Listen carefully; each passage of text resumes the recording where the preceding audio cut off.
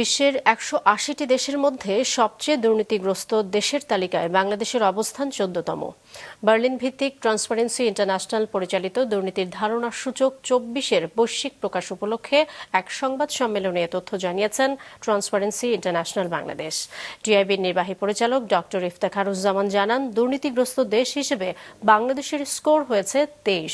Score নিয়ে বাংলাদেশের সঙ্গে একই অবস্থানে রয়েছে কঙ্গো ও ইরান।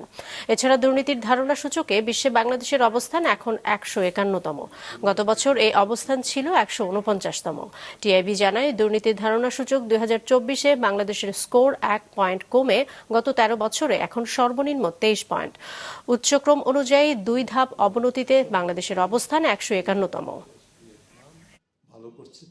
আমরা দেখেছি পাবলিক সেক্টর করাপশন অর্থাৎ সরকারি খাতে দুর্নীতি নিয়ন্ত্রণের কোনো কার্যকর, বিশেষ করে হাই লেভেল করাপশনের দুর্নীতি নিয়ন্ত্রণের কোনো কার্যকর পদক্ষেপ আমরা দেখতে পারি নাই। বিশেষ করে যেটা দেখা গেছে পাবলিক সেক্টরে, বিশেষ পাবলিক কন্ট্রাক্টিং ক্রয় খাত এবং প্রকল্প বাস্তবায়ন, এই ধরনের খাতগুলোতে অবারিত দুর্নীতি, জবাবদিহিনভাবে ক্ষমতার ব্যবহার আমরা সেটা দেখতে পেয়েছি এবং সেটার প্রতিফলন এই সূচকে ঘটেছে।